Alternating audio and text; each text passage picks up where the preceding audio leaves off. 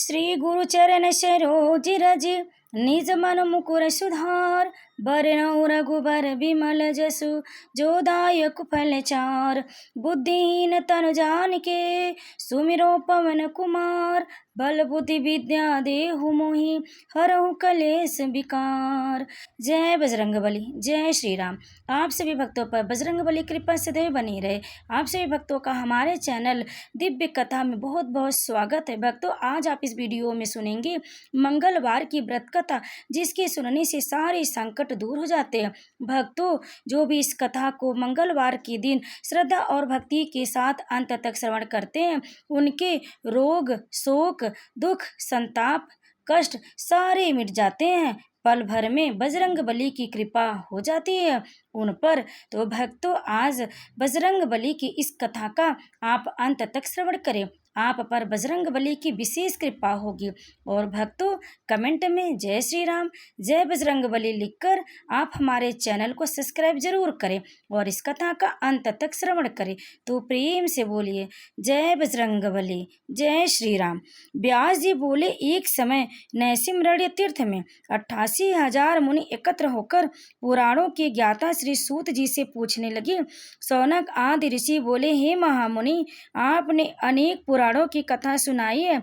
आप कृपा करके ऐसा व्रत और कथा बतावें जिसके करने से संतान की प्राप्ति हो तथा मनुष्यों को रोग, शोक, अग्नि, सर्प आदि का भय न हो, क्योंकि कलयुग में जीवों की आयु बहुत कम है। फिर इस पर भी उन्हें रोग आदि घेरे रहेंगे तो श्री हरि का ध्यान कैसे कर सकते हैं। श्री सूत जी बोले, हे मुनियों, तुमने बहुत ही सुंदर कथा पूछी है।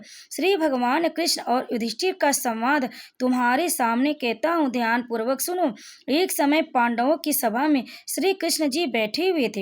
युधिष्ठिर ने भगवान श्री कृष्ण से प्रश्न किया, हे भगवान नंद नंदन गोविंद, आपने मेरे लिए अनेकों कथाएं सुनाई हैं। कृपया करके कोई ऐसा व्रत या कथा बतावें जिसके करने से मनुष्यों को पुत्र की प्राप्ति हो। प्रभु, बिना पुत्र जीवन व्यर्थ है और बिना पुत्र मनुष्य नरकगामी होता है तथा पितृ ऋण से छुटकारा भी नहीं मिल पाता और ना ही नरक से उद्धार हो सकता। अतः पुत्रदायक व्रत बतावें। श्री कृष्ण भगवान बोले, हे राजन, मैं इसी संबंध में एक प्राचीन इतिहास सुनाता हूँ, ध्यान देकर सुनो। कुंडनपुर नामक एक नगर था, उसमें नंदा नामक एक ब्राह्मण रहता था। भगवान की कृपा से सब कुछ था, फिर भी वह दुखी था। इसका एकमात्र कारण यह था कि ब्राह्मण की स्त्री सुनंदा की कोई संतान नहीं थी। ब्राह्मण की स्त्री सुनंदा पतिव्रता थी, भक्ति पूर्वक हनुमान जी की आराधना करती थी। मंगलवार के दिन व्रत के अंत में भोजन बनाकर हनुमान जी को भोग लगाने के बाद स्वयं भोजन करती थी।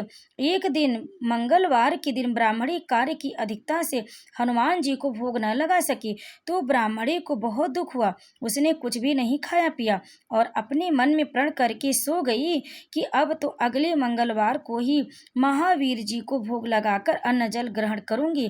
ब्राह्मणी रोजाना भोजन बनाती थी परंतु स्वयं भोजन नहीं करती और मन ही मन से श्री हनुमान जी की आराधना करती रहती थी। इसी प्रकार 6 दिन व्यतीत हो गए। ब्राह्मणी सुनंदा अपने निश्चय के अनुसार भूखी प्यासी रही। मंगलवार को सुनंदा प्रातः काल ही मूर्छित होकर गिर पड़ी। उसकी भक्ति के प्रभाव से हनुमान जी प्रसन्न हो गए और प्रकट होकर बोले, मैं तेरी भक्ति से प्रसन्न हूँ, तू वर मांग। सुनंदा बोली, प्रभु, मेरे पास कोई संतान नहीं है, कृपया करके पुत्र या कन्या प्रदान करें, आपकी अति कृपा होगी। श्री महावीर जी बोले, तेरी इच्छा पूर्ण होगी, तेरे एक कन्या उत्पन्न होगी, उसके अष्टांग रोज सोना दिया करेंगे। इस प्रकार से कहकर श्री महावीर जी अंतर्ध्यान हो गए। ब्राह्मणी बहुत ही प्रसन्न हुए, सभी समाचार अपने पति से कहा। ब्राह्मण देव कन्या की बात सुनकर कुछ दुखी हुए परंतु सोने की बात सुनी तो बहुत प्रसन्न हुए। विचार किया, कन्या के साथ मेरी निर्धनता भी समाप्त हो जाएगी। श्री महावीर जी की कृपा से वह ब्राह्मणी गर्भवती हुई और 10वें महीने में जाकर उसे कन्या रूपी रत्न प्राप्त हुआ। वह बालिका अपने पिता के घर में जिस प्रकार शुक्ल पक्ष का चंद्रमा बढ़ता है, ठीक उसी प्रकार वह अपने पिता के घर में नित्य बढ़ने लगी। 10वें दिन ब्राह्मण ने इस बालिका का नामकरण संस्कार कराया तो इसके कुल पुरोहित ने इस बालिका का नाम रत्नबाला रखा, क्योंकि यह कन्या सोना दिया करती थी। इस कन्या ने पूर्व जन्म में बड़े ही विधि विधान पूर्वक मंगल देव का व्रत किया था। रत्नबाला का अष्टांग बहुत सा सोना देता था। इस सोने से वह ब्राह्मण बहुत ही धनवान हो गया, जिससे उस नंदा ब्राह्मण को बहुत ही मद तथा अभिमान हो गया। सुनंदा ने देखा कि उसकी पुत्री विवाह के योग्य हो गई है, तो वह अपने पति ब्राह्मण देवता को अत्यंत प्रसन्न देखकर बोली, हे मेरी पुत्री रत्नबाला विवाह के योग्य हो गई है, अतः आप कोई सुंदर तथा योग्य वर देखकर विवाह कर दे, क्योंकि शास्त्रों की आज्ञा है 8 वर्ष में गौरी, 9 वर्ष में रोहिणी, 10 वर्ष तक कन्या, इसके बाद रजस्वला संज्ञा हो जाती। गौरी के दान से पाताल लोक की प्राप्ति होती है, रोहिणी के दान से वैकुंठ लोक की प्राप्ति होती है, कन्या के दान से इस लोक में सुखों की प्राप्ति होती है। अगर हे पतिदेव रजस्वला का दान किया जाता है तो रौरव नामक नरक की प्राप्ति होती है। ब्राह्मण बोला, अभी तो रत्नबाला 10 वर्ष की है, और देख मैंने तो 16-16 साल की कन्याओं के विवाह कराए हैं, अभी जल्दी ही क्या। ब्राह्मणी बोली, आपको तो अधिक लोभ हो गया। अगर 11वें वर्ष में विवाह नहीं होता तो उसके मासिक धर्म का रक्त पिता और भ्राता को चढ़ता है। शास्त्र में कहा गया है कि माता पिता बड़ा भाई रजस्वला कन्या को देखते हैं तो वह अवश्य नरकगामी होते। ब्राह्मण बोला, अच्छा कल मैं अवश्य लड़का देखने के लिए जाऊंगा और दूत को भेजूंगा। दूसरे दिन ब्राह्मण ने अपने दूत को बुलाया और आज्ञा दी कि जैसी मेरी सुंदर कन्या वैसे ही सुंदर वर तलाश कर लाओ। दूत ने अपने स्वामी की आज्ञा पाकर मुंबई नगर में एक सुंदर ब्राह्मण के बालक को देखा। बालक देखने में सुंदर था तथा ब्राह्मणों के सभी गुण इस बालक में मौजूद थे। इस बालक का नाम सोमेश्वर था। दूत ने आकर स्वामी नंदा को रत्नबाला के लिए सुयोग्य वर बतलाया। ब्राह्मण ने सोमेश्वर को देखकर विधि पूर्वक विवाह कर दिया तथा कन्यादान में काफी धन दिया। ब्राह्मण ने विधि पूर्वक कन्यादान कर अपने को बहुत भाग्यशाली माना। नंदा को महालोभ हो गया था। उसने विचार किया कि अब कन्या तो चली जाएगी, मेरे लिए सोना जो इस कन्या से मिलता था वह अब नहीं मिलेगा। मेरे पास जो धन था इसकी शादी में खर्च हो गया, अब जो कुछ भी है वह कुछ समय में ही नष्ट हो जाएगा। इससे इस कन्या का विवाह करके मैंने बहुत बड़ी गलती कर दी। अब मुझे वही उपाय करना चाहिए जिससे यह कन्या मेरे घर में बनी रहे, अपनी ससुराल न जावे। ब्राह्मण इसी पर विचार करते करते रात्रि भर तक सोया नहीं। उसने विचार किया कि जब कन्या को लेकर सोमेश्वर अपने घर के लिए जाएगा तो वह छिप कर मार्ग में उसका वध कर देगा और अपनी कन्या रत्नबाला को अपने घर ले आएगा, जिससे उसके लिए नियमित रूप से सोना मिलता रहेगा और समाज का कोई मनुष्य उसे दोष नहीं दे सकेगा। प्रातः काल हुआ। नंदा और सुनंदा ने जमाई तथा लड़की को खूब धन देकर विदा किया। सोमेश्वर अपनी पत्नी रत्नबाला को ससुराल से अपने घर लेकर चल दिया। ब्राह्मण नंदा महालोभ के वशीभूत होकर मार्ग में छिपा हुआ था कि जमाई को मारकर रत्नबाला को फिर अपने घर ले जावे, जिससे उसे अष्टांग सोना मिलता रहे, वह कभी निर्धन न हो जावे। नंदा ने अवसर पाकर सोमेश्वर का वध कर दिया और अपनी लड़की रत्नबाला के पास जाकर बोला कि हे पुत्री, मार्ग में लुटेरों ने तेरे पति का वध कर दिया है, अब तू घर चल, वहां पर ही रहकर अपना शेष जीवन व्यतीत करना।